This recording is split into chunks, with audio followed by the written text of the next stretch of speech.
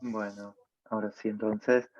Bueno, buen día, gracias por sumarse a participar de esta charla. Mi nombre es Martín Diano, soy ingeniero agrónomo, integrante de la Agencia de Extensión Rural INTA Delta Frontal.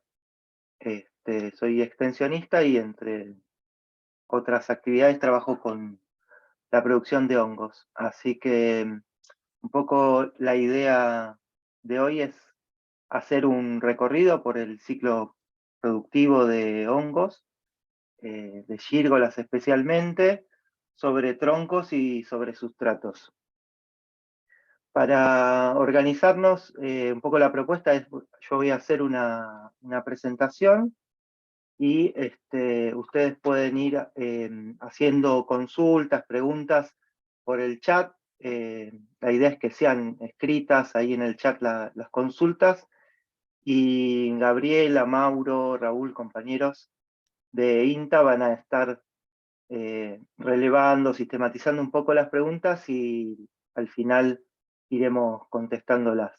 Eh, para no hacerlo aburrido, la idea es más o menos, la charla durará una hora, este, y después, bueno, trabajaremos un poco sobre las consultas que surjan.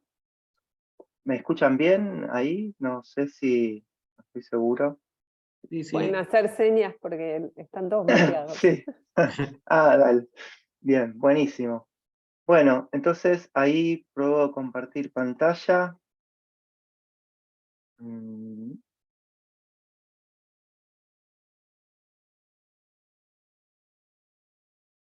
Creo que ahí se debería estar viendo.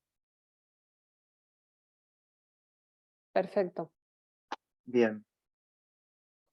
Bueno, comenzamos entonces. A modo de introducción, traía esta frase de un filósofo chino, Confucio, que dice así, ¿no? Me lo contaron y lo olvidé, lo vi y lo entendí, lo hice y lo aprendí, ¿no? Como una forma de invitarles a que prueben y que pongan en práctica, porque es ahí realmente cuando las cosas se aprenden, ¿no? Como en el hacer práctico es donde uno le surgen también las dudas, las consultas y, digamos, para poder ir mejorando después también en los procesos.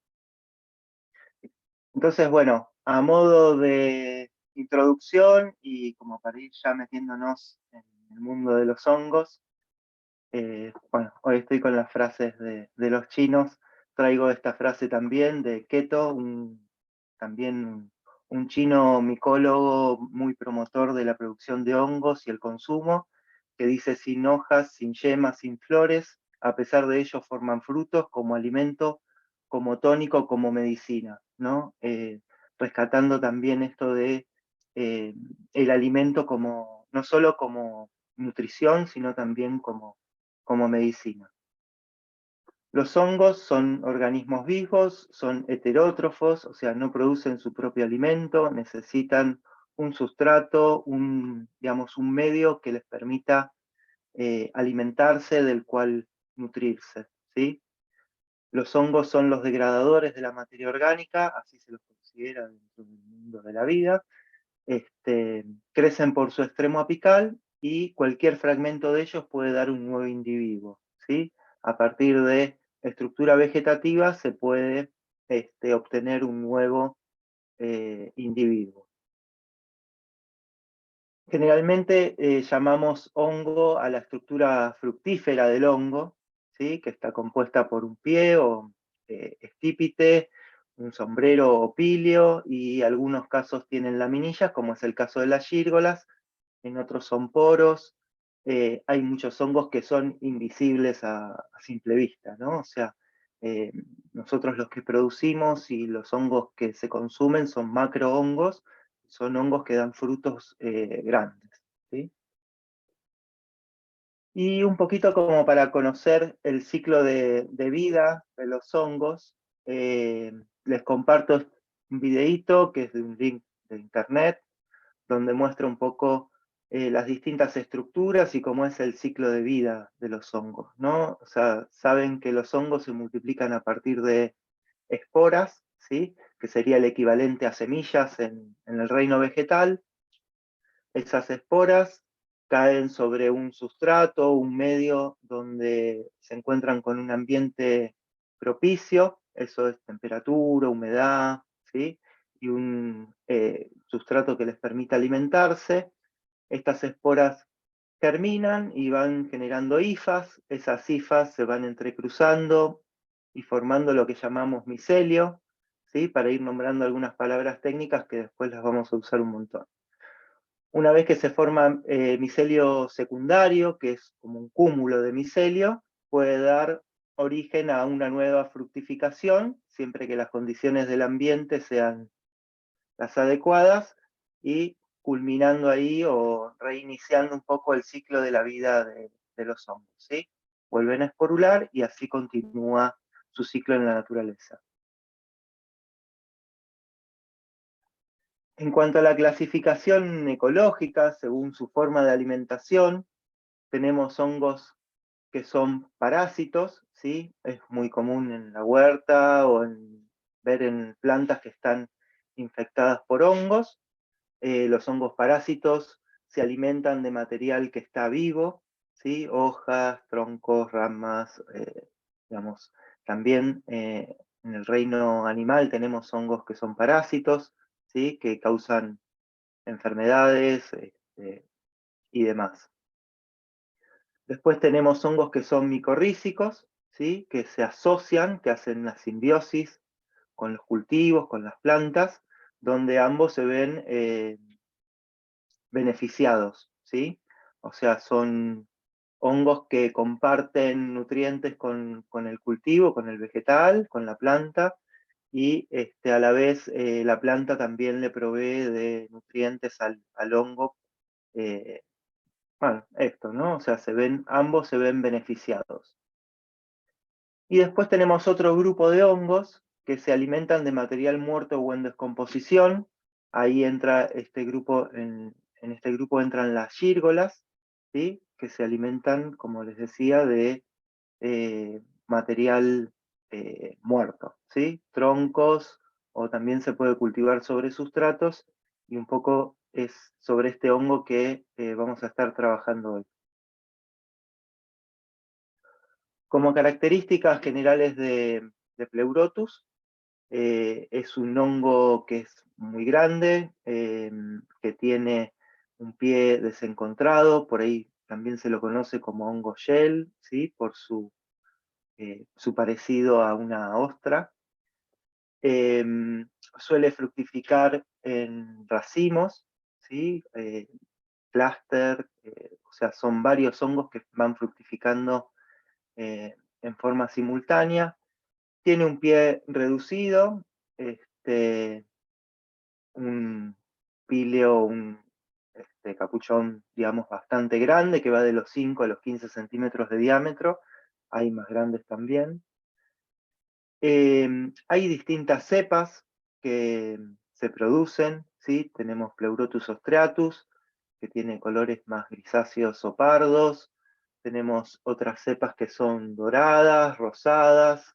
Tenemos cepas nativas como Pleurotus albidus, que son más blancas, bien claras, que se dan naturalmente en bosques generalmente de sauces o álamos sobre troncos muertos o en descomposición. En cuanto a las características nutricionales de los hongos, tienen altos niveles de proteínas, vitaminas, minerales, ¿sí? Son un alimento súper nutritivo. Tienen moléculas que ayudan a elevar nuestro sistema inmunológico, así que también ayudan digamos, a nuestra salud. Son bajos en calorías, reductoras del colesterol y tienen muchos antioxidantes. Acá les comparto, esta es una tabla, después en la bibliografía que les vamos a compartir la van a poder ver también. En cuanto a la composición, tienen muchos minerales, como les decía, muchas proteínas, vitaminas, muchas vitaminas del grupo B, que por ahí no son tan comunes de conseguir en los alimentos.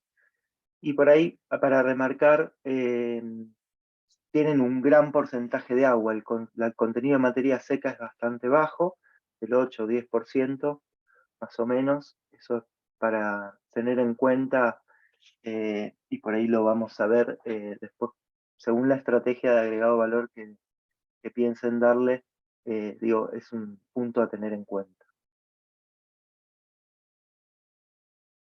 ¿Por qué producir gírgolas? Algunas características que encontramos relevantes y que, digamos, para que lo tomen como un incentivo a quienes quieren producir hongos comestibles.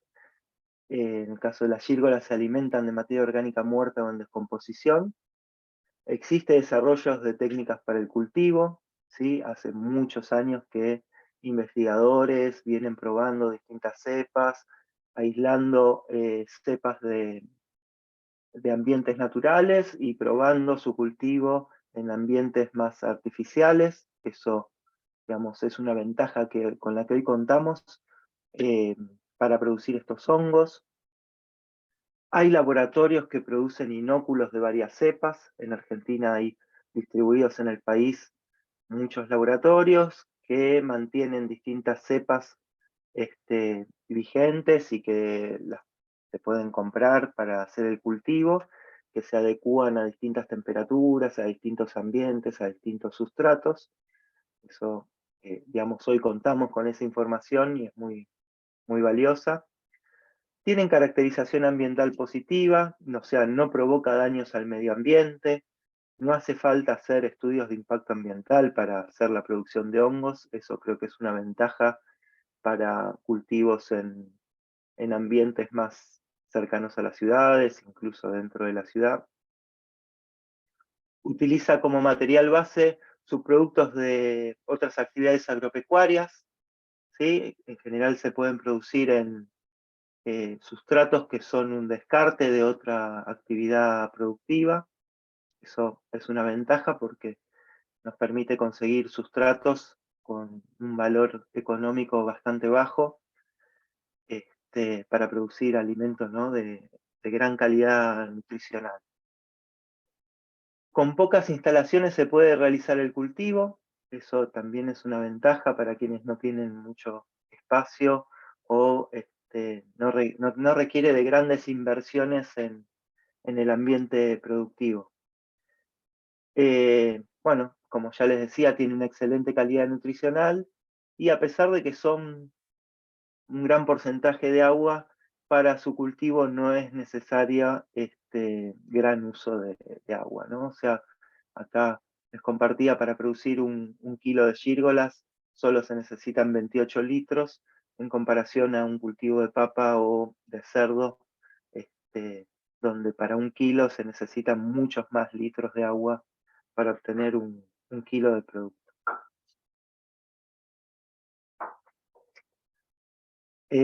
Bueno, en Argentina y en el mundo, digamos, cómo está distribuida la producción. Asia, digamos, tiene un historial muy largo de producción de hongos comestibles y es como el principal productor y consumidor de hongos, no solo de gírgolas, sino de muchas otras especies. Después le sigue Europa, Estados Unidos, México, tienen también gran producción. Y dentro de lo que es Sudamérica, Argentina es como un productor bastante importante y con muchas posibilidades de crecimiento. Si bien el consumo de hongos en Argentina sigue siendo muy bajo, hay perspectivas y grandes posibilidades de crecimiento. Hace algunos años el consumo comenzó a aumentar, digamos, exponencialmente, un poco vinculado por ahí con la pandemia y las nuevas conciencias sobre el consumo de alimentos nutritivos y que ayuden a la salud. Creo que fue un incentivo para la producción y el consumo de hongos. Bueno, hay alrededor de 70.000 especies de hongos descriptas, ¿sí? se estima que hay más de 1 millón de especies de hongos que aún no están descritos. Muchos de estos hongos generan macrohongos, ¿sí? Que son hongos con posibilidades también de producción. Solo 50 se producen con fines económicos, 30 comercialmente y 6 a escala industrial, ¿sí? Eso en términos generales lo que es la producción de hongos en el mundo. Bueno, y acá ya metiéndonos un poco en el tema que nos convoca, ¿qué necesito para producir gírgolas? Necesitamos a grandes rasgos un sustrato, un medio de cultivo donde el hongo se va a alimentar, una cepa y el ambiente adecuado para la producción. En cuanto a sustratos, las gírgolas se pueden consumir, se pueden producir sobre troncos, restos de poda, sobre virutas, acerrines, chips de salicáceas, ¿sí? Generalmente se hace el cultivo sobre pajas de gramíneas, maíz, trigo, sorgo, cebada. También se pueden aprovechar restos de la industria cervecera, azucarera, sobre cáscaras de girasol, cáscaras de arroz, ¿sí? Son hongos lignocelulósicos, o sea, se alimentan de lignina, celulosa, hemicelulosa, que son moléculas que tiene cualquier célula vegetal, ¿sí? O sea que cualquier residuo orgánico vegetal podría ser sustrato potencial para la producción de hongos.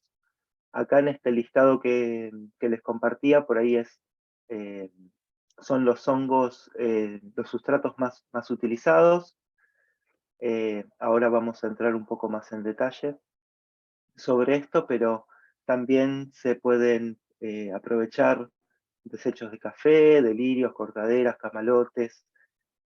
Por ahí pongo algunos sustratos que son más familiares para quienes están en la zona del delta, donde estamos trabajando nosotros.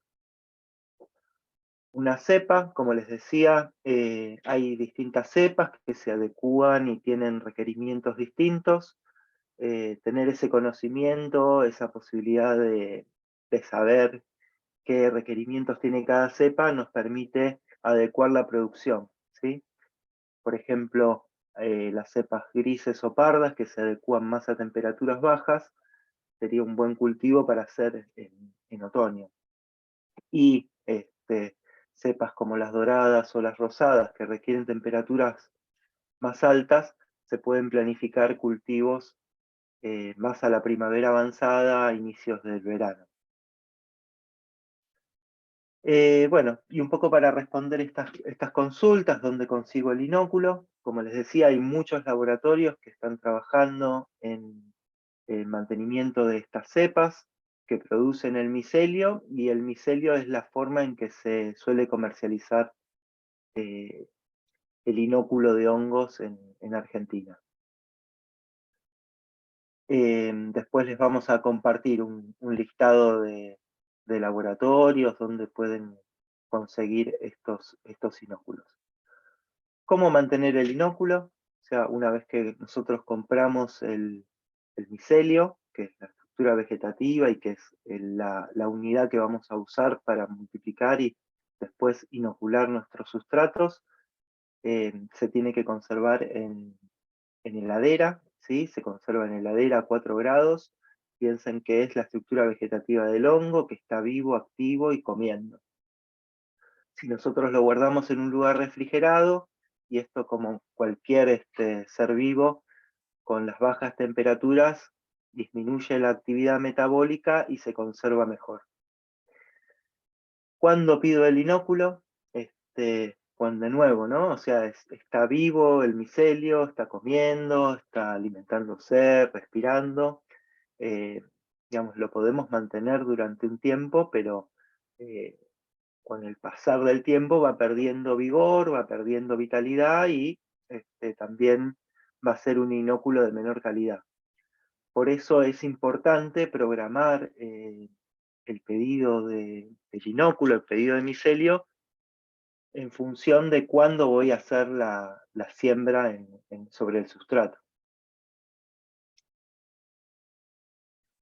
El micelio se suele multiplicar en ambientes muy estériles. En los laboratorios usan espacios y sustratos muy específicos para mantener las cepas.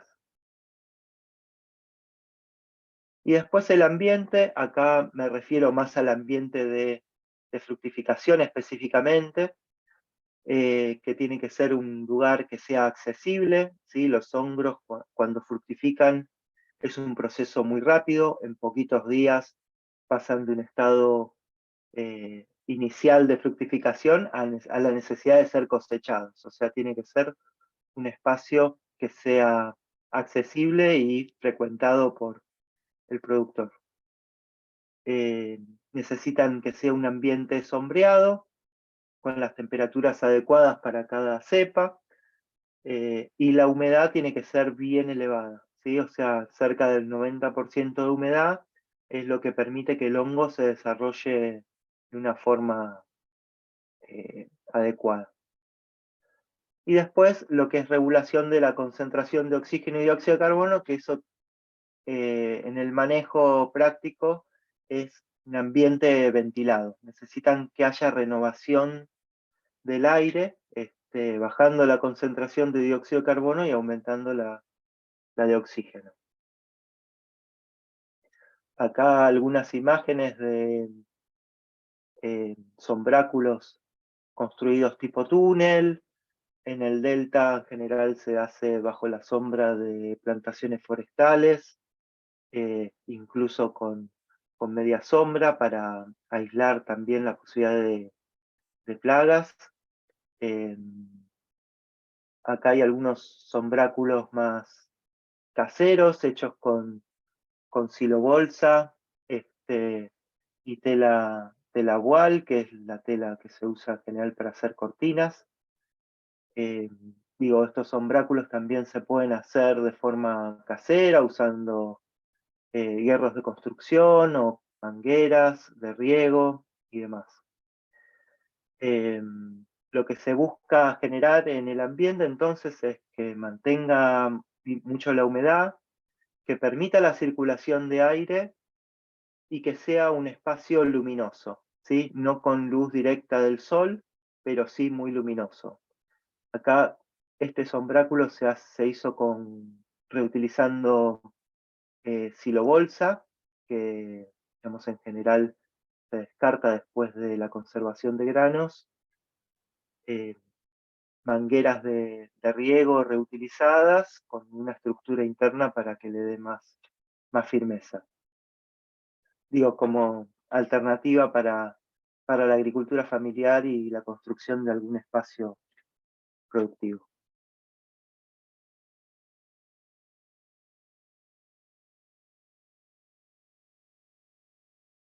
Ahora voy a compartirles un poco el cultivo sobre troncos, que es principalmente como se cultiva en la zona del delta, pero también en la Patagonia el cultivo se suele hacer sobre troncos. Entonces, repitiendo un poquito, las instalaciones para la producción en troncos tienen que ser un espacio accesible, fresco, sombreado, húmedo. Pensar en la posibilidad de incorporar riego, ¿no? Para mantener la humedad del ambiente. Y tiene que ser un espacio protegido de plagas. Sobre todo acá en Buenos Aires, en el Delta, donde no tenemos una temporada de invierno fuerte, o sea, con bajas temperaturas que controle o mantenga a raya las plagas, es importante buscar estrategias que impidan el ingreso, sobre todo de coleópteros y moscas, que son plagas que ponen sus huevos en las fructificaciones y después las encontramos con larvas. Algo que estamos probando es el uso de mallas antiáfidos, que se suelen usar mucho en la producción de viveros de de cítricos, y que es como una malla mosquitera muy fina, entonces aísla un poco del medio y impide el ingreso de insectos, y a la vez no corta la aireación que necesita el cultivo. En cuanto a los cálculos de rendimiento, se espera obtener según el peso del tronco, un 15% de peso en hongos frescos, ¿sí? O sea, si tenemos un tronco que pesa 10 kilos, vamos a obtener 1,5 kilos de gírgolas frescas en las distintas oleadas del cultivo. Un poquito cómo sería el resumen del proceso productivo. Elegimos maderas que sean blancas, blandas, no resinosas y que provengan de plantas sanas. Usar troncos muy añejos, que tienen grietas, que ya pueden estar contaminados con insectos u otros hongos, no sería lo recomendable. En el delta, que estamos en la cuenca forestal de Salicáceas más importante de Sudamérica, los troncos de sauces y álamos están muy disponibles y por eso es el principal cultivo se hace sobre estos troncos. La técnica de la rodaja es la técnica más usada, hay otras, ¿sí? Que consta simplemente en usar troncos frescos, ¿sí? Recientemente cortados, no más de 15 días de cortados los troncos. Se les saca una rodaja, se coloca el micelio como inóculo sobre el tronco y se vuelve a tapar con la rodaja. En general se la vuelve a clavar para que se mantenga firme ahí, y se le puede encintar alrededor del sector donde uno inoculó para evitar que se deshidrate y que se escape, digamos, los granos de micelio. Se embolsan los troncos para mantener la humedad y que no les dé la luz. Durante la etapa de incubación, que es cuando el hongo está creciendo en forma vegetativa, alimentándose y comiendo el tronco, lo ideal es mantenerlo así, en un ambiente oscuro. La humedad se va a mantener porque los troncos son frescos y tienen la humedad adecuada, y no requiere mucho intercambio gaseoso, o sea que no es importante que tenga circulación de aire en esta etapa. Una vez transcurridos 3-4 meses, eso va a depender la época del año en la que se haga la siembra, el tronco va a estar totalmente colonizado por el hongo, y vamos a generar lo que se llama inducción, que simplemente es cambiarle las condiciones del ambiente, pasando de la etapa de incubación, o sea, de la parte vegetativa, digamos, del ciclo, a la parte productiva. Entonces ahí los troncos se sacan de las bolsas, se ponen en el ambiente con las condiciones ambientales adecuadas para que inicie la fructificación. Eso es como ya lo estuvimos charlando, un ambiente luminoso, ¿sí? No con sol directo, pero sí luminoso. Se disponen los troncos a un distanciamiento que permita el desarrollo de los hongos sin superposición, y bien húmedo, ¿sí? Ahí en esta etapa es importante mantener la humedad.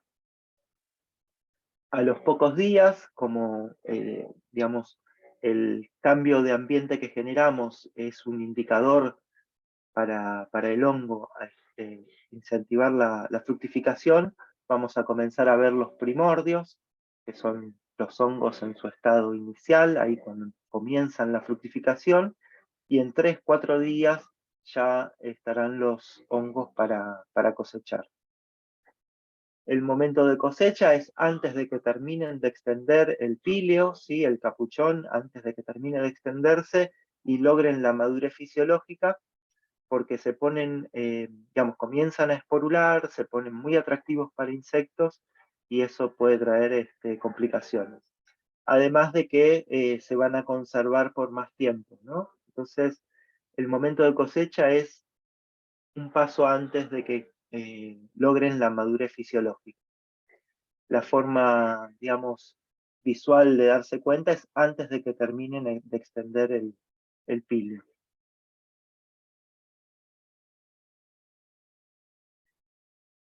Un poquito para entrar en detalle, esto vamos a ir un poquito más rápido. La elección de las maderas, les decía, blancas, blandas, no resinosas, que provengan de árboles sanos. En esta etapa, en la etapa de la siembra, es importante que sea un espacio limpio, como libre de contaminantes, si se puede hacer en un ambiente cerrado, sin circulación de aire, bajo poner aunque sea un nylon en la base, ¿no? Para que no tenga contacto con la tierra y se pueda estar contaminando con otros hongos aprobios que están en el ambiente. Para la siembra se calcula del 1 al 2% del peso del tronco en el inóculo, ¿sí? Nosotros generalmente lo que se hace es se cubre bien la superficie del tronco, se vuelve a tapar, como se muestra acá en esta imagen, con una rodaja y se lo clava. Hay quienes hacen 2 rodajas, ¿no? Le ponen arriba y abajo le hacen otra rodaja y también lo inoculan por abajo. Cuanto más inóculo estemos incorporando en la etapa de siembra, más rápido el hongo va a colonizar el tronco, ¿sí? En cuanto a la incubación, les decía, tiene que ser en un ambiente cerrado, que puede ser dentro de bolsas, bolsas negras, que mantengan la humedad y no les dé la luz. Los troncos estos los podemos acopiar, se pueden apilar, como se veía en alguna otra imagen. Lo importante es que no estén al rayo del sol también, ¿sí? Pero sí en un ambiente cálido. La temperatura ideal términos generales es de 25 grados centígrados. A esa temperatura el hongo desarrolla rápidamente. Y duración de la etapa va de 3 a 5 meses. Eso depende en qué época estemos haciendo la siembra. Si es en una época más fría, como ahora en otoño, y va a pasar el invierno, seguramente recién entrada la primavera, estos troncos van a estar bien colonizados. Y si la inoculación la hacemos al inicio de la primavera, seguramente el tiempo que demore en colonizar el tronco sea menor. Como importante, las especies que usamos para la producción de gírgolas en general son de hoja caduca, ¿no? Sauces, álamos, que durante el otoño-invierno están sin hojas. Ahí tienen más nutrientes, ¿no? Porque los nutrientes de las hojas pasan al tronco y eso es bueno porque tiene más hidratos de carbono el hongo para alimentarse. Se recomienda hacer una revisión cada 10, 15 días, o sea, tener por ahí algunos troncos que sean como la guía y para poder ir haciendo el seguimiento a ver si que no aparezcan contaminaciones. En esta etapa puede aparecer tricoderma, perdón, que es un hongo que compite con el desarrollo de otros hongos y también con la gírgola, ¿sí? No solemos tener problemas de este tipo en el delta, pero en caso de que aparezcan se podrían tomar algunas medidas como airear los troncos o el uso de agua oxigenada, que después lo vamos a ver sobre las partes contaminadas, ayudaría a mantener la sanidad. En esta etapa, digamos, la humedad relativa también es importante, pero como les decía, si son troncos frescos que están bien hidratados, húmedos y encerrados o dentro de bolsas, no habría problema y no habría que hacer ningún manejo sobre eso. Y en esta etapa, como les decía, tampoco necesita mucha aireación, la concentración de dióxido de carbono puede ser alta, elevada, y no afectar el proceso de desarrollo del hongo. En cuanto a la inducción, repitiendo un poquito, es un cambio en las condiciones del ambiente, digamos, pasamos de un ambiente donde los troncos estaban cerrados dentro de bolsas, sin intercambio de aire y sin luminosidad, a un ambiente luminoso, bien húmedo y con circulación de aire. Para Pleurotus austratus, temperaturas ideales para la fructificación, 15-18 grados centígrados, renovación de aire importante y la humedad del ambiente, que esto sí, incluso en Delta, estos años que vinieron con mucha seca, fue importante mantener la humedad del ambiente con riegos adicionales o aspersión, para inducir la fructificación. Esto no lo voy a repetir porque es un poquito lo que estuvimos charlando recién. Es un gráfico que muestra cómo, digamos, los disparadores para iniciar la fructificación del hongo actúan, ¿no? O sea, como el cambio ambiental brusco que generamos al pasar de la fase vegetativa a la fase reproductiva induce la fructificación de los hongos.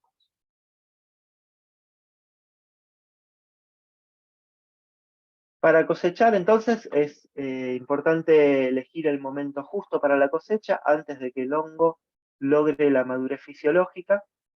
Se sacan cortando bien al ras del tronco, tratando de no dejar restos de la fructificación sobre el tronco. Se cosecha el clúster directamente, o sea, todo el racimo.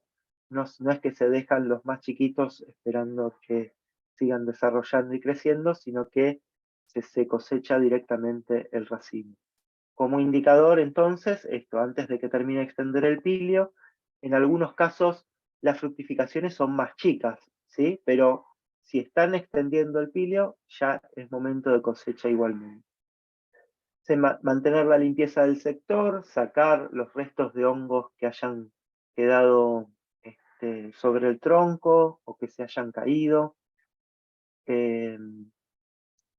Y bueno, una vez cosechado, se los deja orear algunas horas antes de refrigerar o procesar en caso de que vayan a hacer algún agregado de valor sobre los frutos.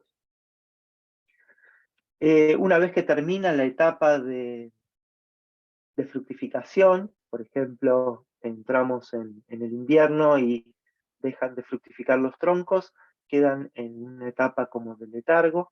En la zona del delta no hace falta volver a cubrirlos ni nada, o sea, se dejan en ese ambiente y en la primavera van a volver a fructificar. En troncos, en general, están hasta 2 años fructificando, ¿sí?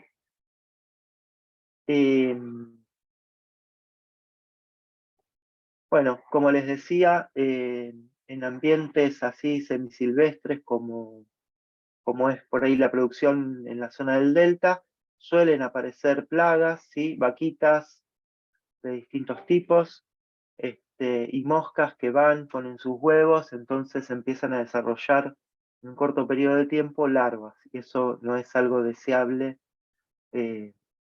para la cosecha, ¿no? O sea, no es deseable encontrarse con gusanitos en los hongos fructificados.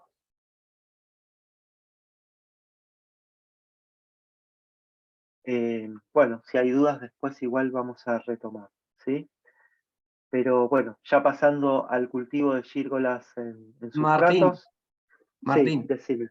¿qué tal? Buenos días. Mira, por ahí para que no se vayan tan largas las preguntas, ¿querés que Sí, recordemos algunas preguntas que vinieron haciendo sobre específicamente el cultivo de troncos? dale, vamos Quisiera con eso. responderlas ahora y después hacemos las preguntas relacionadas a sustrato, para que, digamos, la gente se pueda ordenar en las preguntas que estaban haciendo y tener la respuesta en este tema que está bien fresquito ahora. Vamos con eso. Dale, dale. Bueno, ahí yo te las voy a ir agrupando más o menos en temas, pero bueno, hay un concepto que al principio comenzaste a decir sobre la información nutricional. La pregunta era si la información nutricional está expresada sobre materia seca. Sí, sobre materia seca. Bien, bien, gracias. En cuanto al micelio, la conservación, una pregunta está relacionada con cuánto tiempo se puede conservar el micelio en la heladera, y el Sí. micelio, una vez que lo sacás de la heladera, cuánto tiempo se puede conservar hasta que comience a inocularse.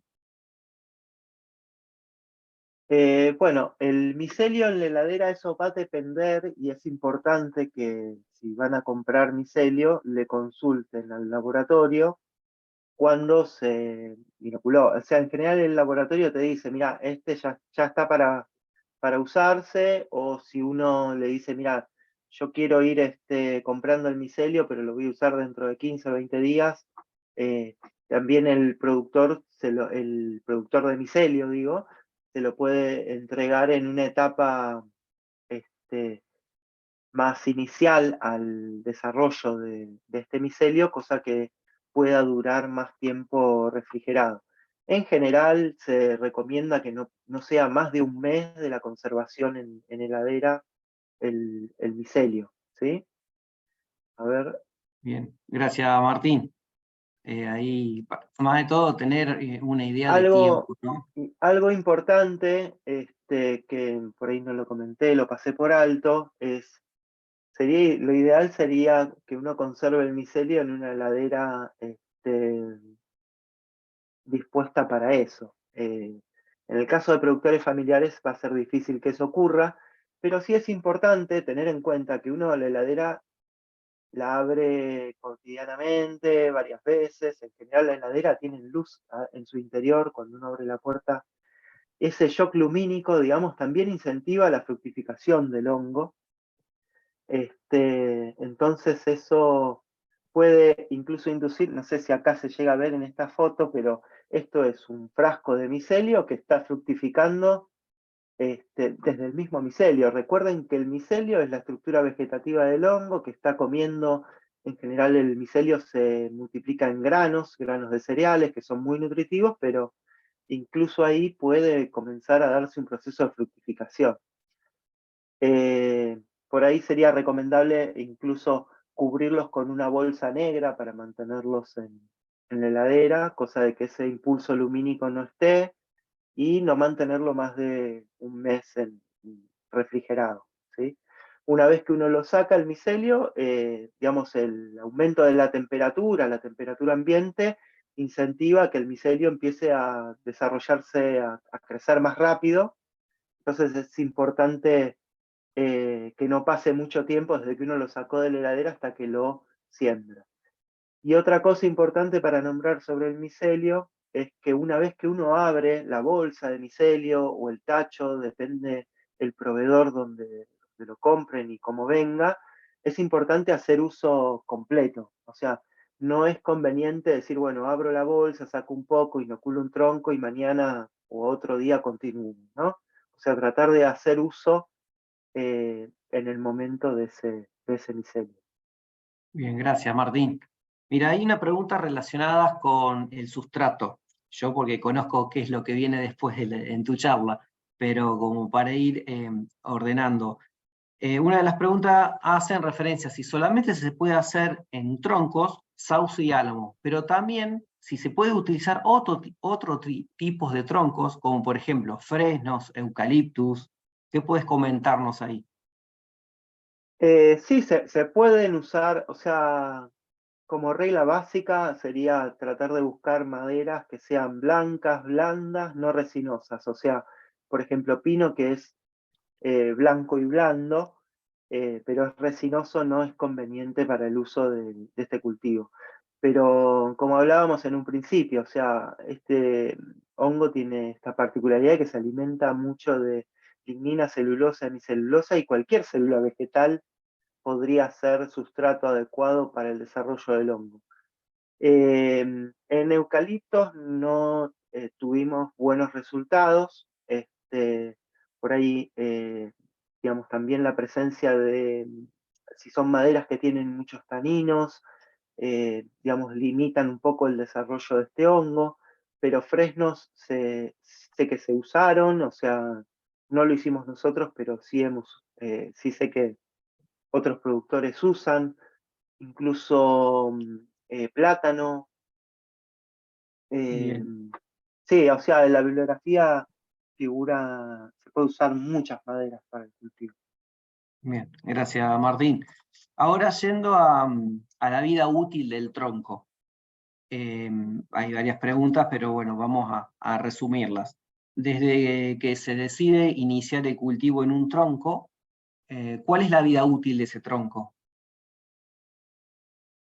En general no se lo deja más de 2 años en producción, porque cuanto más viejo se va poniendo el tronco, más fructificaciones fue dando, menos nutrientes va a tener y menos, las fructificaciones en general van a tender a ser más chicas, de menor calidad, y habilitas la posibilidad de que ya haya más contaminantes y plagas. Bien, Entonces, no se recomienda más de 2 años, por ahí es algo que no aclaré. Se recomienda que los troncos no sean muy añejos, o sea, cuanto más jóvenes son los troncos, eso es mejor porque tiene menos duramen el tronco, que al hongo le cuesta más consumir. bien, gracias Martín. Y para que hagas un recordatorio, ¿cuáles son las principales plagas que afectan al cultivo de hongos en tronco? Así que las menciones, porque una de las preguntas era esa. En Delta las principales plagas que tenemos son las moscas y los coleópteros. Este es el que más se suele ver, que está siempre presente. Es una vaquita que es marrón, un coleóptero que le encanta, es el lugar que elige para multiplicarse, reproducirse, ¿no? Ir y poner sus huevos y instalar las larvas. También vimos en algunos casos babosas, pueden ser también eh, como una plaga que puede frecuentar.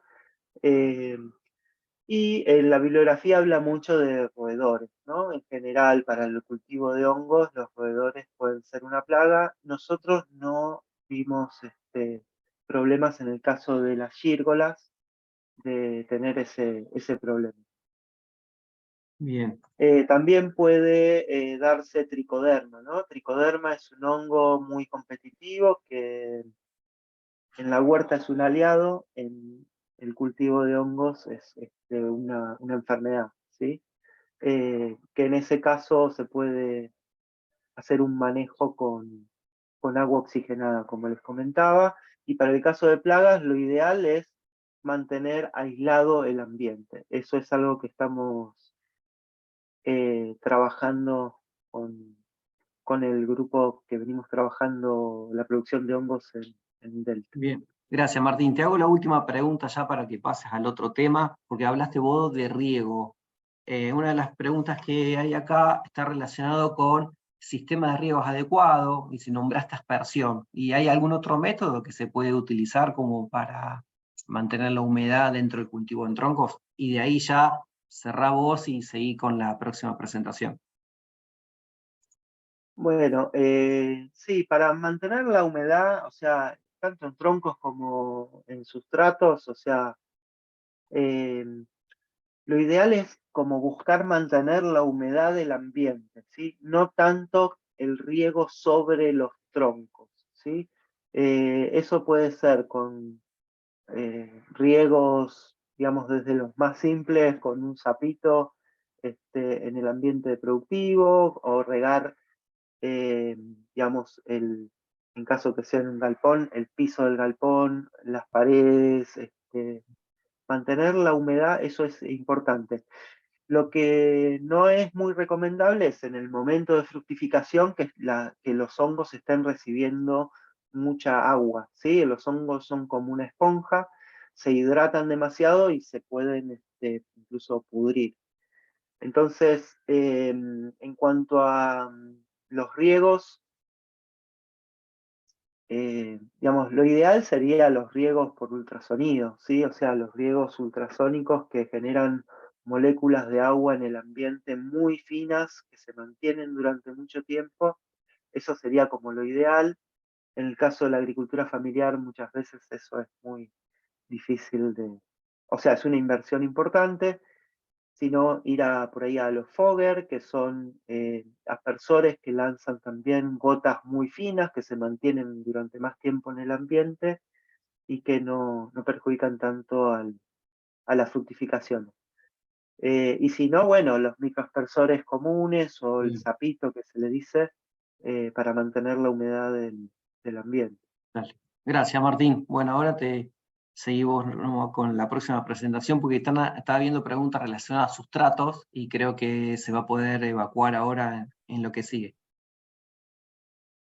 Bueno, en cuanto a sustratos, sería un poco las fases del cultivo, ¿sí? Hay que hacer una preparación del sustrato, la siembra, incubación, la inducción y fructificación y cosecha. Es un poco bastante similar a es la producción en troncos, salvo que en lo que es la preparación del sustrato vamos a tener que considerar una pasteurización, ¿sí? Primero, como selección del sustrato, yo les comentaba, o sea, las gírgolas se, se alimentan de material o de estructuras moleculares que cualquier célula vegetal tiene. Los sustratos más utilizados son las pajas de trigo, porque bueno, estamos en un país que, digamos, la producción de cereales es grande y, digamos, es un sustrato fácil de conseguir, pero nosotros en el Delta usamos mucho virutas de salicáceas también, sauce y álamo, también se pueden usar acerrines, digo, son muchos los sustratos qué raro que no puse acá un listado, pero, lo vimos al principio. Son muchos los sustratos que se pueden usar.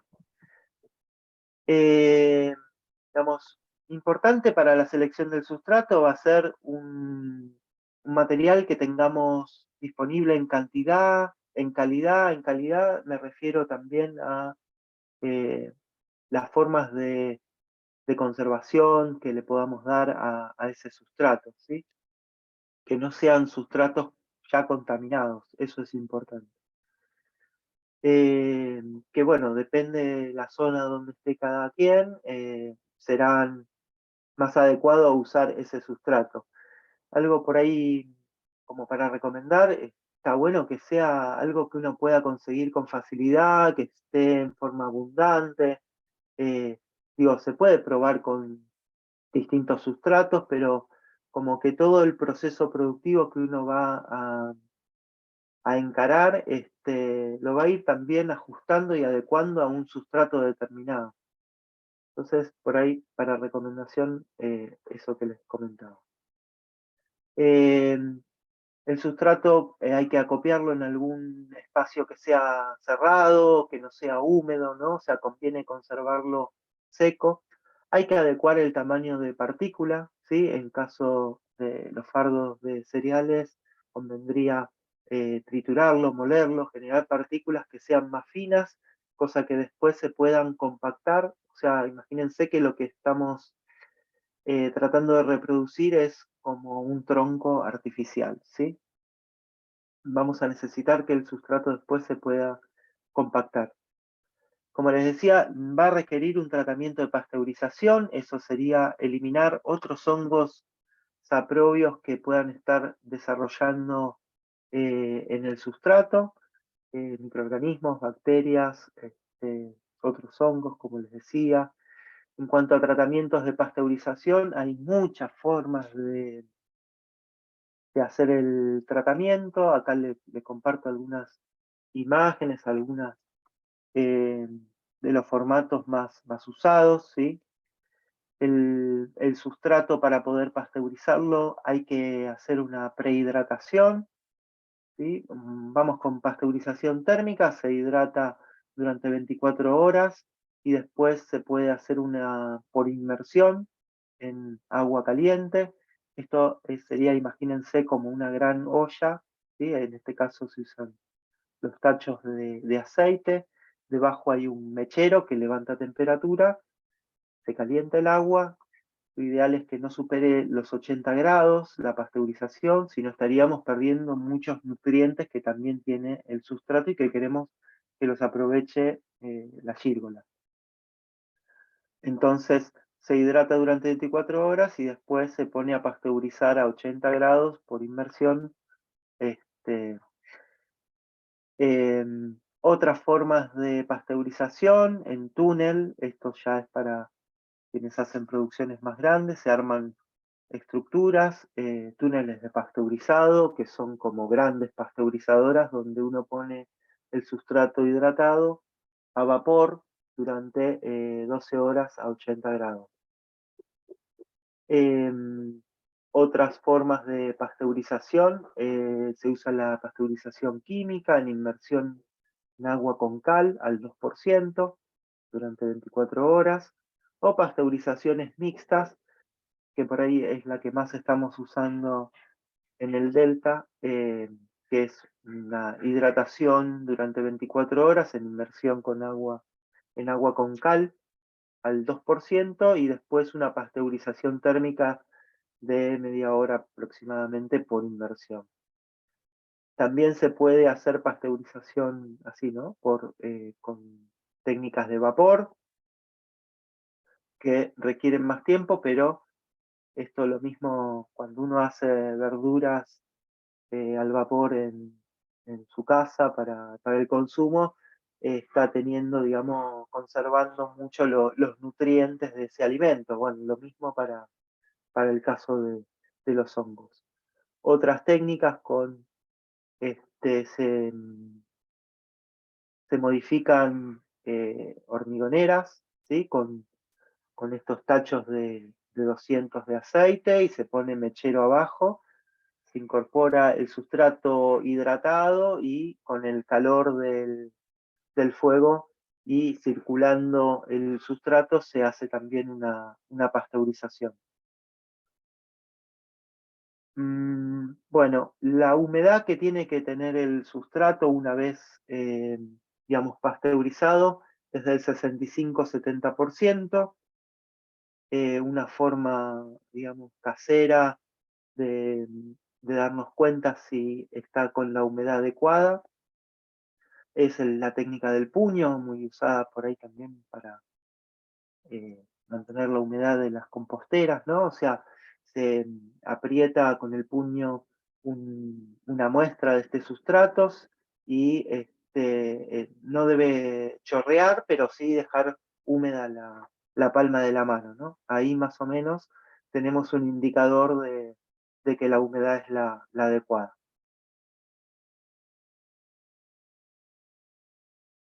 Eh, a ver, me estoy olvidando algo por ahí de comentar acá.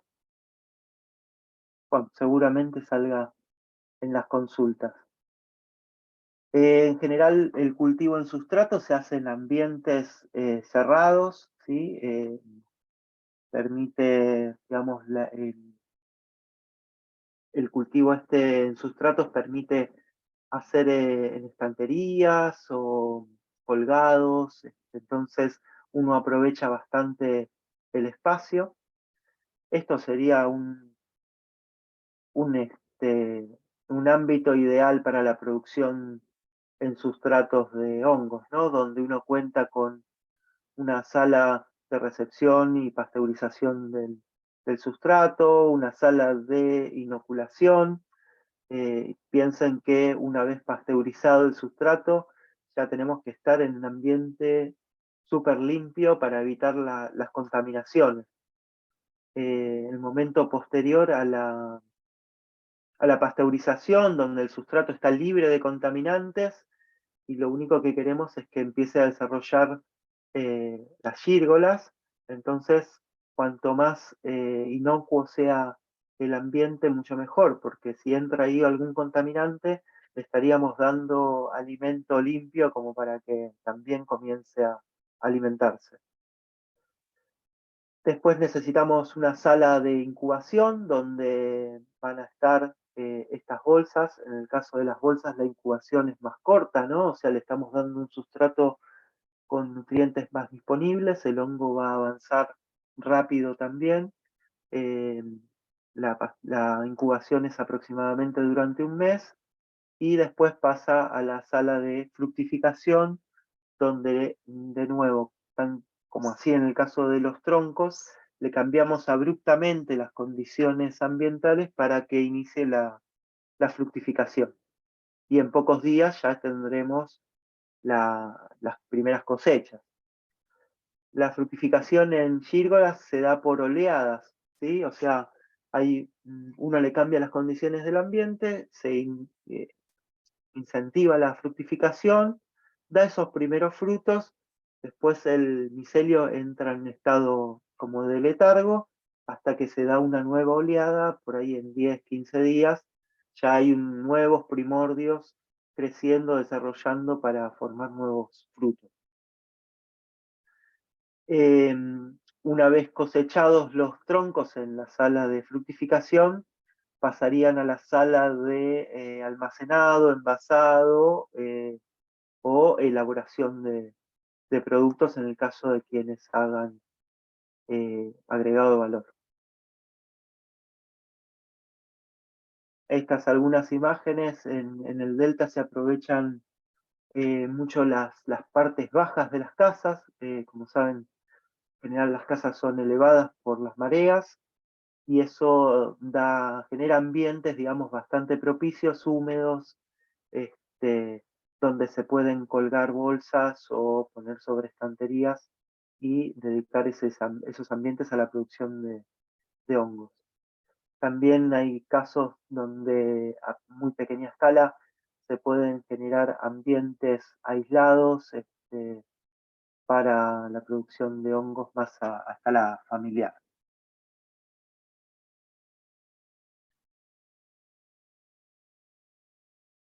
El proceso de siembra, ¿sí? Una vez que tenemos pasteurizado, libre de contaminantes el sustrato, ahí se coloca sobre un ambiente bien limpio, ¿sí? Pueden ser sobre mesadas de nylon o,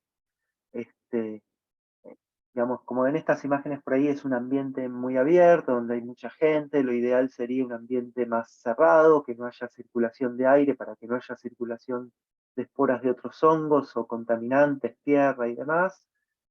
El sustrato tiene que estar con una temperatura de menos de 30 grados, 25, 20 grados. Recuerden que el micelio está vivo y temperaturas por arriba de los 30 grados disminuyen la actividad biológica, o incluso si está muy caliente el sustrato, más de 35 grados, puede morir el micelio y estaríamos perdiendo nuestra fuente de inóculo. Entonces se saca el sustrato pasteurizado, se coloca en un ambiente que permita la mezcla con el micelio. En el caso de las gírgolas se puede, digamos, hacer así una mezcla en masa, que se le dice, donde se mezcla todo el sustrato con el inóculo.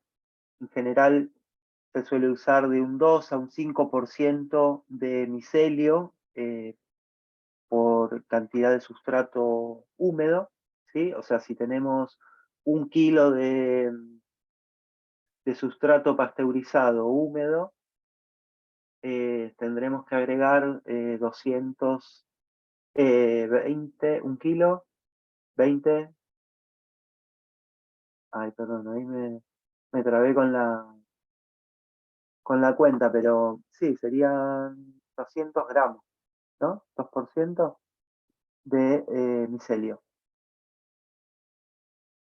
Bueno, una vez mezclado el sustrato con el micelio, se lo embolsa. Se pueden usar también tachos u otros recipientes. Si buscan en internet van a ver varias formas, digamos, de acopiar el sustrato inoculado para poner a incubar. Nosotros en general, por una cuestión de facilidad y practicidad, lo que usamos son bolsas de polipropileno que le hacemos algunas perforaciones en la parte basal para, en caso de que haya un exceso de agua y no se nos pudra el sustrato, pueda drenar. En otros casos le hacen más perforaciones para que haya algo de intercambio eh, gaseoso, pero bueno, en esta etapa no es tan importante la renovación de aire. Entonces, y cuantas más perforaciones hagamos, también más posibilidades de contaminaciones vamos a tener.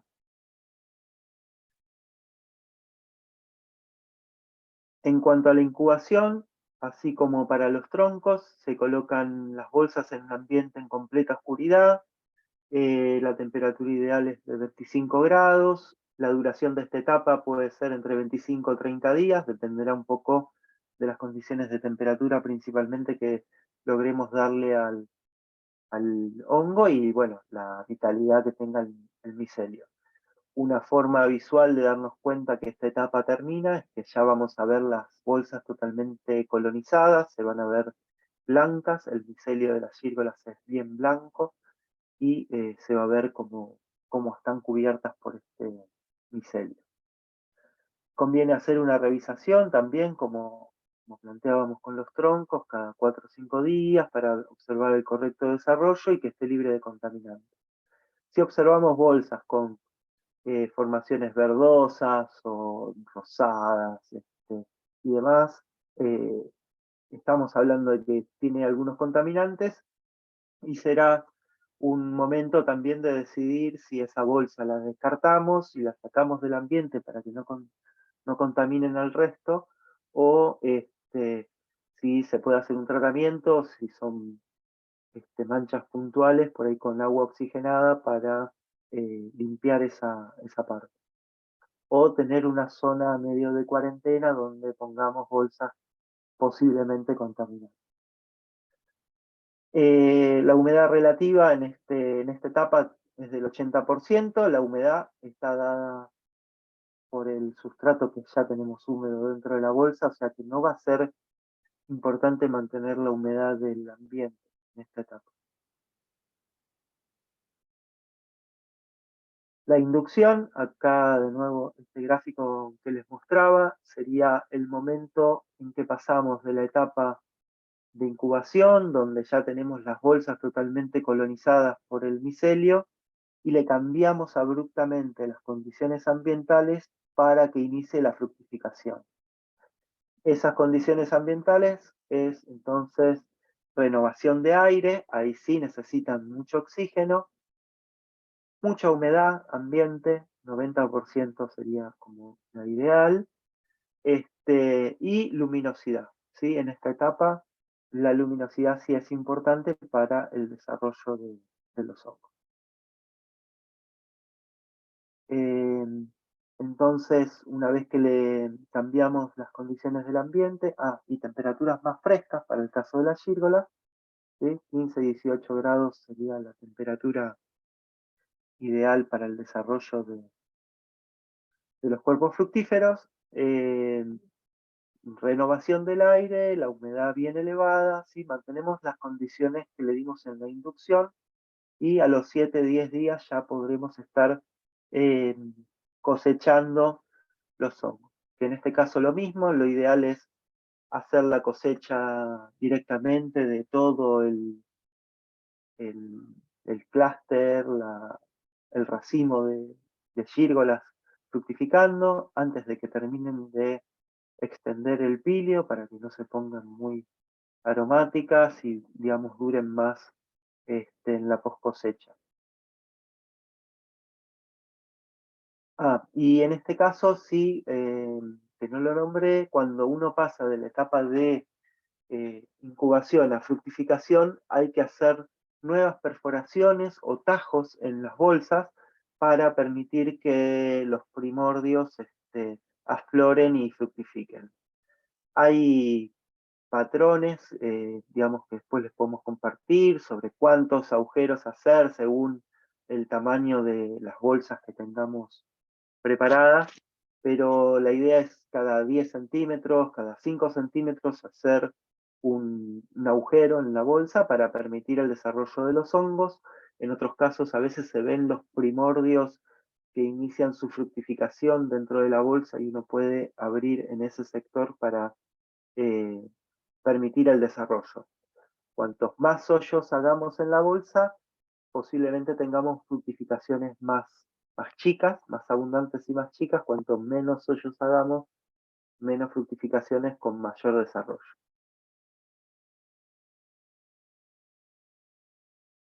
Esto traía para tener en cuenta, en la zona del delta hay muchos aserraderos que producen viruta y aserrín, ¿no? Un sustrato que no tiene ningún destino y que se podría utilizar perfectamente para hacer cultivo de hongos. Y otra cosa que quería compartirles es la importancia de hacer registro.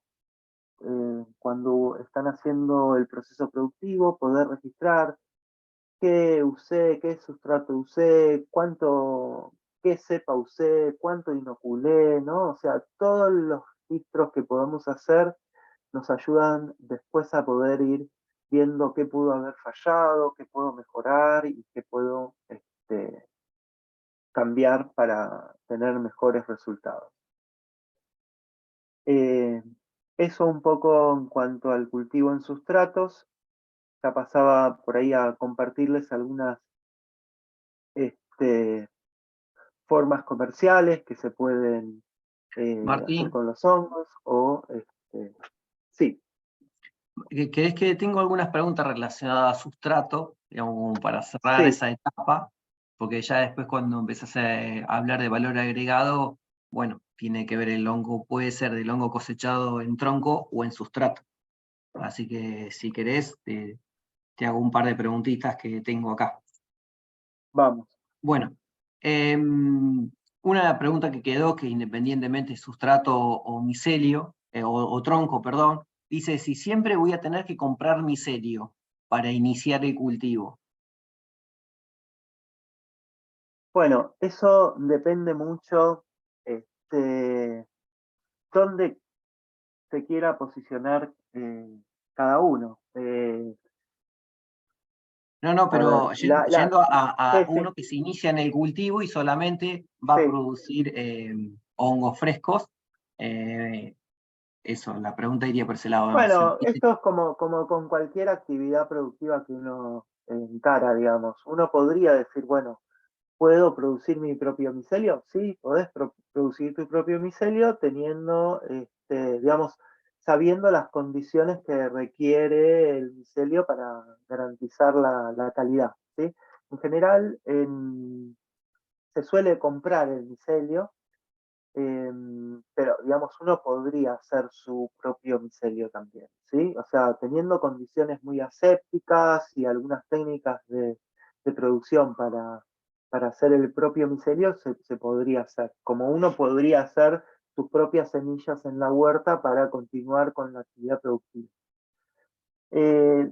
Hoy los nombraba, digamos, en general cuando uno compra micelio está comprando cepas. Cepas es micelio desarrollado, que sabemos las características genéticas de ese hongo, ¿sí? Sabemos qué tipo de fruto nos va a dar, con qué sabor, qué tamaño, que desarrolla bien en el cultivo en sustratos. Digamos, como es un proceso que es bastante complejo y que requiere algunas conocimientos básicos más de microbiología, pero sí se podría hacer.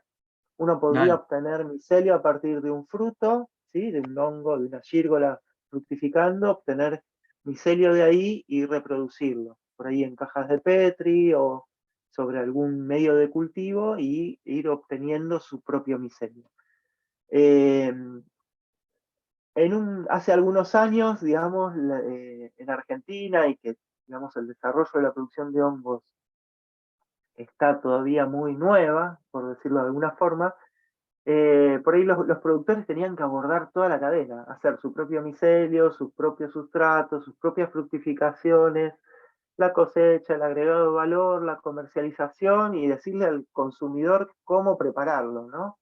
Hoy eso se está fragmentando y hay quienes se dedican exclusivamente a producir el micelio, quienes se dedican por ahí exclusivamente a producir bolsas inoculadas, quienes se dedican solo a la parte de fructificación, quienes se dedican solo a la parte de agregado de valor y quienes se dedican a la comercialización. Es como que la cadena se fue fraccionando un poco, pero uno podría hacer todo el ciclo de cultivo.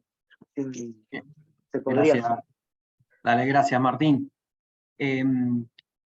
Otra pregunta es en cuanto a los rendimientos de una bolsa. Si puedes decir aproximadamente la dimensión de una bolsa o los kilos de sustrato que tiene una bolsa, ¿cuánto podés cosechar de hongos? Sí. Bueno, los cálculos estos están expresados en base a fardos de trigo, ¿sí? O sea, trigo es por ahí el sustrato más usado, entonces es sobre también el que hay más registros. Para hacer el cálculo de rendimiento se usa una fórmula que es la de eficiencia biológica, ¿sí? La eficiencia biológica sería la capacidad de esa cepa en producir fructificaciones en base a un sustrato determinado. Vamos a centrarnos en esta, que por ahí es la forma más simple de expresarlo. Se espera que de 100 kilos de sustrato hidratado, pasteurizado, ¿sí? Las gírgolas en general tienen una eficiencia biológica de un 40%. Esto es decir, de 100 kilos de sustrato pasteurizado, hidratado, vamos a obtener 40 kilos de gírgolas frescas, ¿sí? Bien. Entonces, ¿y cómo están distribuidas esas fructificaciones? Porque 40 kilos de gírgolas frescas va a ser en el total de oleadas del cultivo, ¿sí? Entonces, esos 40 kilos de 100 kilos de sustrato húmedo se van a distribuir, en general, la primera oleada es la más abundante, con un 40%, la segunda oleada con un 30%, tercera oleada un 20% y la cuarta con un 10%. Hay productores que no la dejan llegar hasta el final de las oleadas, ¿no? Porque esto es tiempo que una bolsa, que por ahí ya va a estar produciendo muy pocos gramos de hongo, me está ocupando un espacio con la humedad y las condiciones del ambiente que yo estoy manejando. Entonces, en general, se las deja hasta una tercera oleada en producción. Bien. Pero bueno, más o menos serían esos los rendimientos. Oh, gracias, Martín. Bien clarito el ejemplo que diste. Otra pregunta que tenemos tiene que ver, porque vos nombraste el manejo con agua oxigenada, que lo comentes o lo vuelvas a recordar sintéticamente, el Sí, manejo del agua oxigenada, si es pura o diluida, que es una de las preguntas que hacían como para despejar esas dudas. sí. El agua oxigenada, la verdad que no lo hemos usado mucho, pero el agua oxigenada creo que es pura, ¿sí? Se la usa pura y se rocía, por ejemplo, el tronco si está contaminado, solo en la zona contaminada, ¿no? Uno rocía con agua oxigenada. Y en el caso de las bolsas, a veces suelen usar, cuando aparecen algunos puntitos iniciales de una contaminación, directamente con una jeringa en el sector infectado. Bien, gracias, Martín. Gracias. Después, bueno, para aclarar ahí sobre la cantidad de micelio que se utiliza por sustrato, si tenés ahí la presentación slide donde hablaste de eso, para aclarar cuántos gramos o porcentaje por kilo sustrato.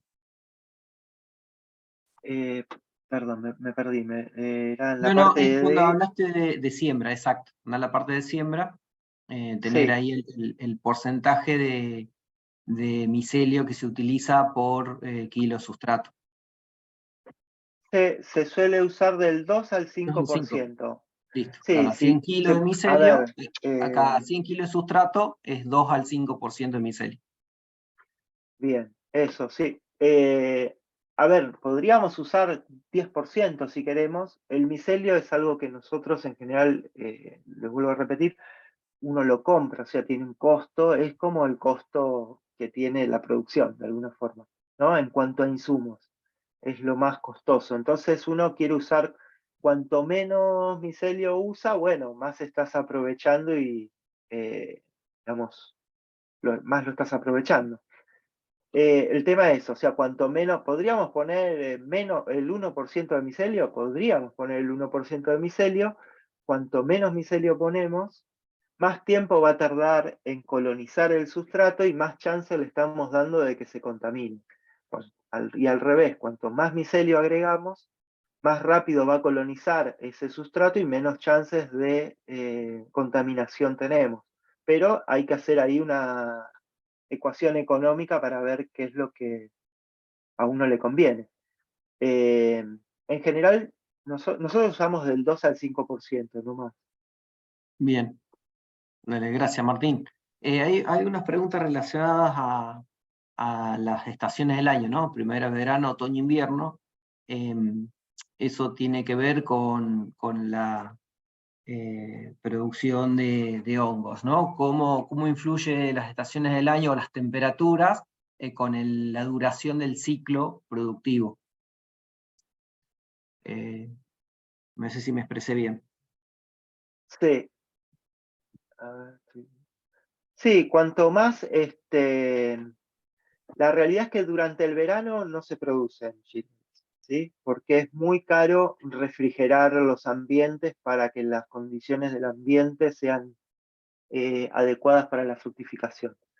Eh, en general, o sea, se produce otoño, invierno y primavera hasta primavera avanzada, y uno lo que puede hacer es usar las distintas cepas, ¿sí? O sea, vuelvo a esto, el proveedor de micelio también esto se los va a aclarar, pero en términos generales sabemos que las cepas doradas o las rosadas, que son de ambientes más tropicales, resisten más las altas temperaturas.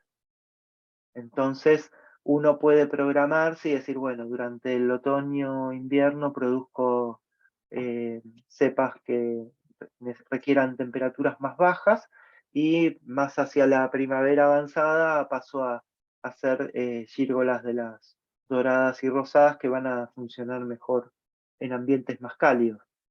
Eso depende del ambiente productivo que tenga uno.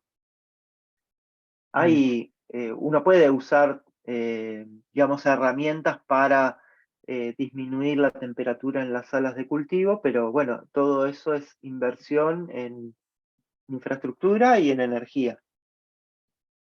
bien. Bueno, gracias Martín. ¿Querés continuar con agregado valor? Bueno, de agregado valor, o sea, una vez que las cosechamos, las gírgolas se pueden comercializar frescas, ¿sí? O sea, estos serían como los envases adecuados para la comercialización. Se usan bandejas de tergopor y cubiertas por papel film. Eso es lo que pide la normativa, que no es por ahí lo más adecuado para las gírgolas, pero como que las normativas están más orientadas por ahí al champiñón y y bueno, porque las gírgolas en general tienen más humedad, son más frágiles y se terminan humedeciendo demasiado en ese tipo de envases, pero bueno, eso es lo que pide hoy la normativa. También se pueden deshidratar, ¿sí? Es una forma de conservarlas, digamos, la deshidratación tiene que ser a la sombra, se puede usar deshidratadores, digamos, lo importante es que no sea con temperaturas muy altas y mucho menos al rayo del sol para no perder las propiedades. Y después en cuanto a agregado valor, se pueden hacer conservas, ¿sí? Escabeches, dulces, hay como una diversidad de productos que se pueden hacer en base a hongos que es bastante amplia, paté. Se pueden hacer sales con las gírgolas deshidratadas, molidas, mezcladas con otras especias o con sal. Digo, es muy grande la diversidad de productos que se pueden hacer en cuanto a agregado valor para la comercialización. Les vamos a compartir ahí, no sé si Gabriela ya lo está haciendo o ya lo hizo, pero tenemos bibliografía para compartirles con respecto a este tema.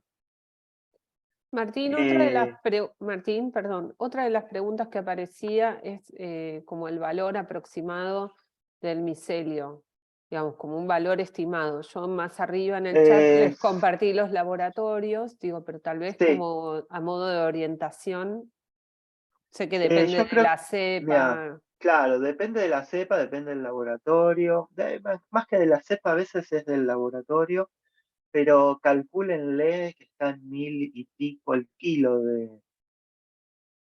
de micelio. No sé, al menos eso fue la última compra que hice, que no sé, ya hoy en día aumentan las cosas tan rápido que no sé, pero 1000 y pico el kilo, ¿sí? Hay algunos proveedores que fraccionan por medio kilo, hay proveedores que la unidad mínima es 1 kilo o 3 kilos. Eso depende mucho de cada proveedor. Algo que quería compartirles también es por ahí cómo venimos trabajando en el Delta, y por ahí si hay gente de otros lugares les puede servir como para generar espacios similares o no sé. No, considero que les puede llegar a servir como información. Desde la agencia organizamos encuentros de intercambios de experiencias con familias que producen, tanto para autoconsumo como para comercializar. Estamos brindando capacitaciones y estamos trabajando en la formación de grupos. Hay algunas herramientas que por ahí, herramientas programáticas, digo, ¿no? Que por ahí está bueno para tenerlas en cuenta y tratar de impulsarlas, aprovecharlas, ¿no? Como son por ahí los grupos Cambio Rural. En el Delta estamos trabajando con el grupo La Funga Delta, tenemos un grupo de productores que también se está organizando un poco en el sentido que les nombraba, donde algunos integrantes se abocan más a la producción de micelio, otros más a la producción de hongos fructificados o comercialización o agregado valor, donde incorporamos otros hongos, no solo las gírgolas, sino otros hongos medicinales a la producción. Y creo que el trabajo como en grupos también ayuda a fortalecer los conocimientos, a sacarse de dudas, a conseguir mejores precios de sustrato, de todo, ¿no? También estamos trabajando, dando cursos en un centro de formación profesional en el río Paraná-Miní. Otras herramientas que hay disponibles desde la provincia de Buenos Aires es desde el Ministerio de Desarrollo Agrario, lo que son grupos de desarrollo rural, sería como un equivalente a los grupos Cambio Rural, pero de la provincia. Y por ahí, no sé si es mucho, pero compartirles, digamos, los pasos hacia la regularización de emprendimientos, ¿no? Por ahí quienes quieran comenzar un emprendimiento productivo más vinculado a lo comercial, estos son algunos de los primeros pasos que serían importantes que vayan teniendo en cuenta para ir dando, ¿sí? Que es el registrarse en el SENASA. En el SENASA es un organismo nacional, uno obtiene un número de RENSPA, que es el registro del espacio productivo. Esto es obligatorio y gratuito. En cualquier oficina de SENASA que tengan cercana pueden hacer ese registro. Después también está el registro de la agricultura familiar desde el Ministerio de Agricultura, que también puede estar bueno y, digamos, ayuda también a la hora de querer acceder a créditos, aportes no reintegrables, de inversión, por ahí está bueno. Poder facturar, ¿no? Tener monotributo o monotributo social agropecuario, eso ayuda a entrar en un mercado, digamos, también de formalidad y amplía las posibilidades comerciales. Y el trabajo con lo que es la habilitación del espacio productivo, que eso dependerá un poco del ordenamiento territorial de cada municipio. Pero, como les decía, no tiene grandes requerimientos la producción de hongos, pero por ahí está bueno ir pensando en habilitar el espacio como productivo. Y otra herramienta que también es del Ministerio de Desarrollo Agrario de la provincia, esto de la formación de pupas, para quienes quieran hacer agregado valor, conservas, escabeches o lo que sea en base a los hongos, pueden registrar cocinas domiciliarias como espacios productivos a pequeña escala. Perdón, eso es un poco lo que tenía para compartir. No sé si hay preguntas o si hay cosas que hayan quedado por charlar. Che, Martí, bueno, muchas gracias por toda la presentación. No, una sola pregunta que quedó en uno de los chats, que la estaba dejando para el último, porque vos mostraste imágenes relacionadas con a veces emprendimiento se veían las imágenes más a escala emprendedor comercial, y una de las preguntas era Sí. si para autoconsumo se podía producir hongos y si necesitaban una infraestructura más grande o podían utilizar ambientes de una casa en desuso, un altillo y demás. Si eso vos podés compartir un poquito, porque es la experiencia que tenemos en Delta, es básicamente autoconsumo. Sí, para lo que es producción en sustratos para autoconsumo, por ahí incluso algo que les recomiendo, desde el grupo en el Centro de Formación Profesional 402 del Paraná Mini, se armó un grupo que está haciendo kit de autocultivo, ¿sí? Que son bolsas ya miceliadas, listas para poner a fructificar. Que hay bolsas creo que de 1 y de 3 kilos, y digamos que tienen las indicaciones de cómo ponerlas a fructificar y directamente obtener los hongos. Por ahí como primer paso me parece re interesante esta opción porque, digamos, con un grupo ya experimentado y que viene haciendo, trabajando con sustratos y micelio y haciendo la primera etapa del cultivo, que por ahí es la más compleja, y tener un producto que está listo para poner a fructificar. Y uno ahí puede hacer una evaluación del ambiente donde pondría a fructificar sus hongos, ¿no? Y después sumarle las primeras partes donde por ahí se puede hacer la pasteurización en una olla o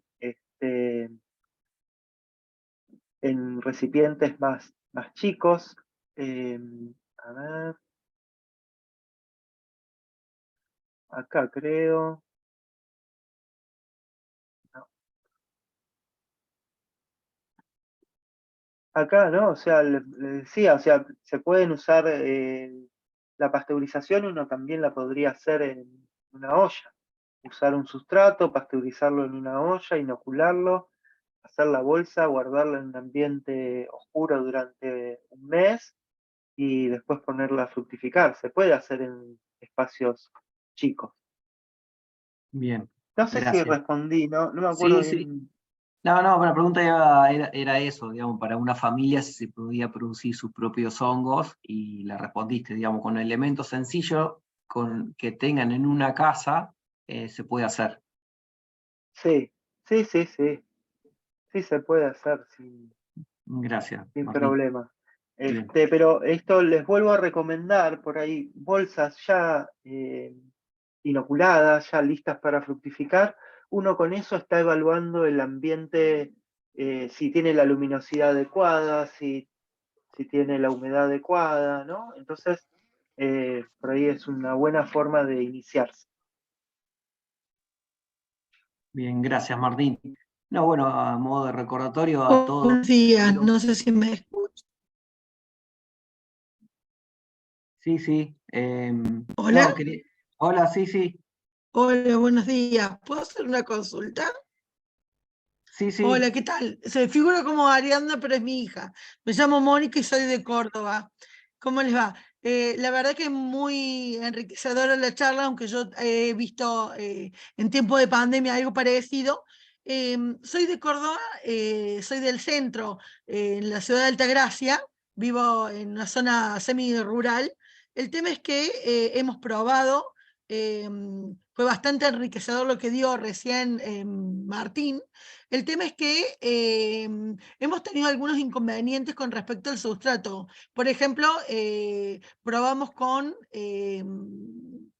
sorgo de Alepo y es más posible que se contamine que tuvimos la inmersión, después tuvimos la hidratación por la inmersión, después lo cocinamos durante 4 horas en lugar de 2. En ese momento nos habían sugerido eso. El tema es que hemos tenido algunos problemitas de contaminación y no rinde.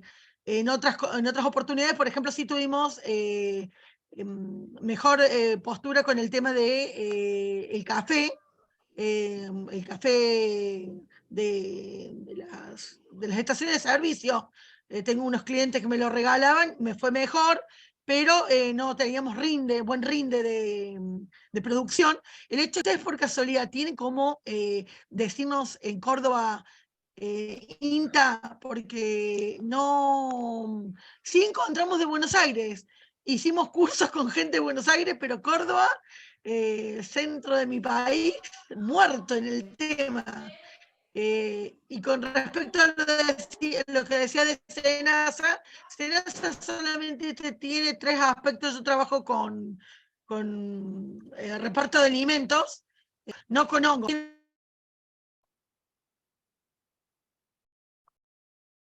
Ay, se muteó Ariadna.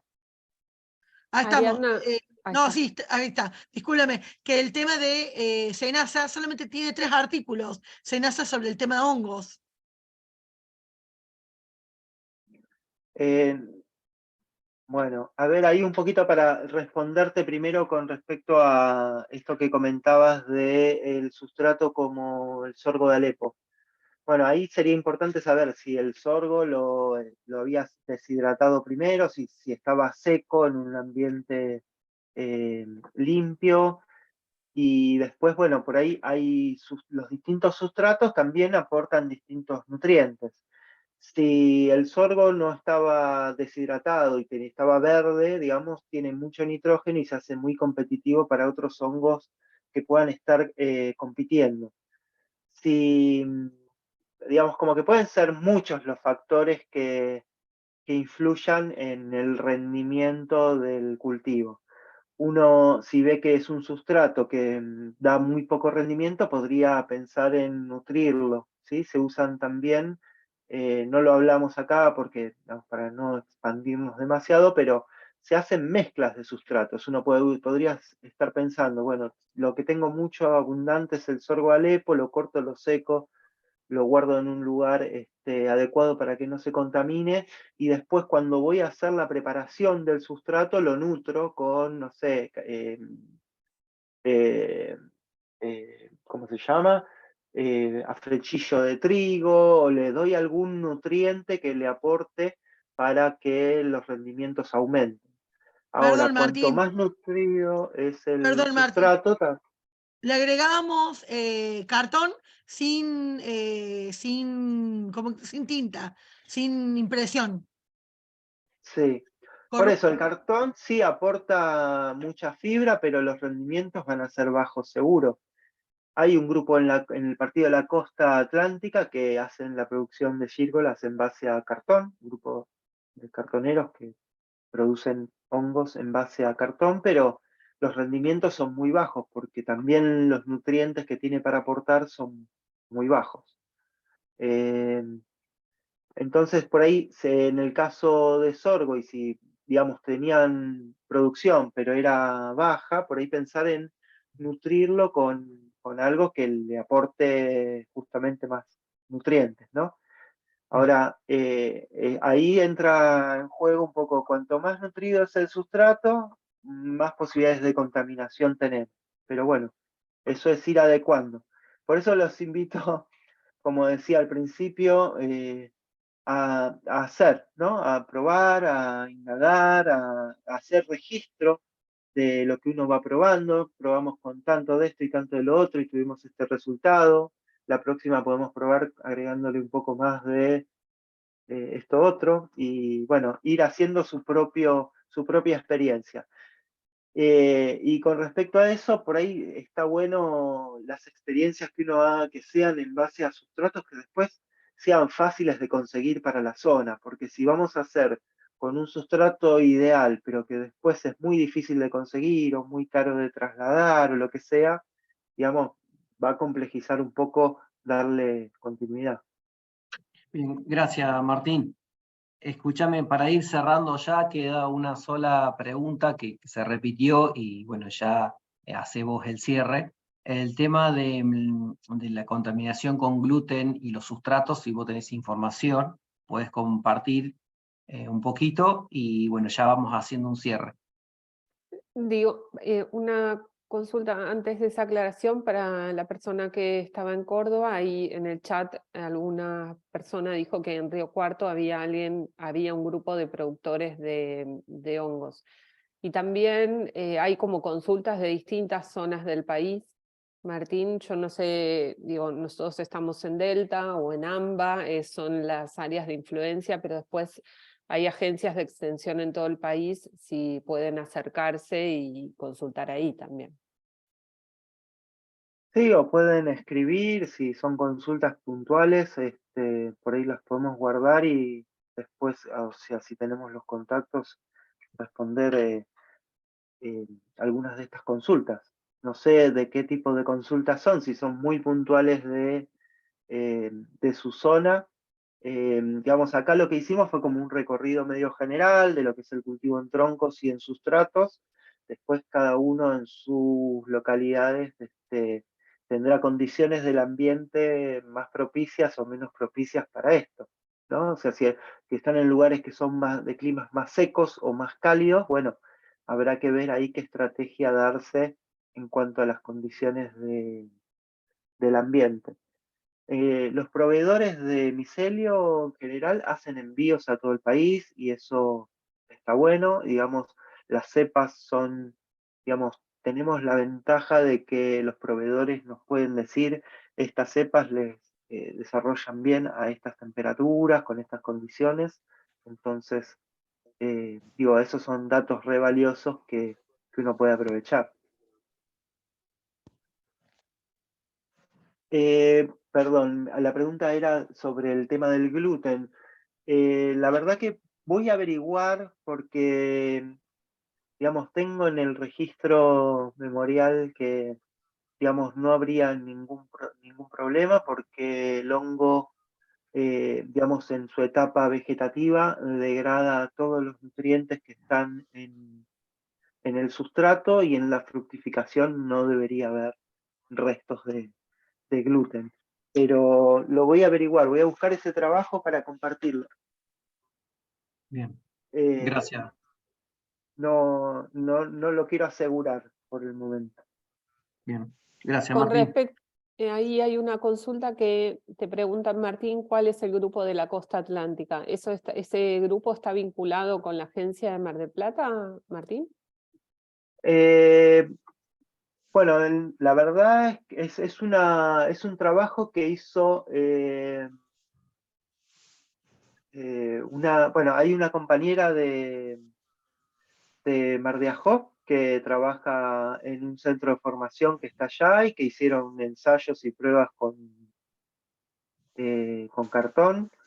Hay un investigador de la Universidad de Ciencias Biológicas que también tuvo proyectos allá en la zona. puedo buscar los contactos, si hay gente de la costa, les puedo pasar vínculos ahí para que se comuniquen. Vale, Hubo gracias, una Martín. presentación en la convención de hongos que fue en noviembre del año pasado, hubo presentación de trabajos de esa zona. Por ahí lo puedo compartir también.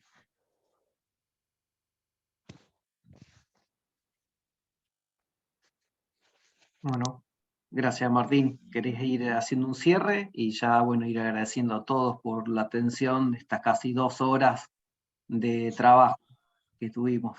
Sí, sí, bueno, gracias la verdad por mantenerse ahí. Espero que haya servido y si quedan consultas por responder, después me las pasan y vamos viendo. Creo que está bueno siempre esto de vincularse, de generar espacios para compartir, que cada quien de sus zonas pueda sumarse en grupos o, digamos, acercarse a agencias de INTA que tengan en sus localidades para hacer consultas. Y bueno, nada, gracias por estar y espero que haya servido la charla. Bueno, listo, muchas gracias a todos. Ya vamos cerrando y no se olviden que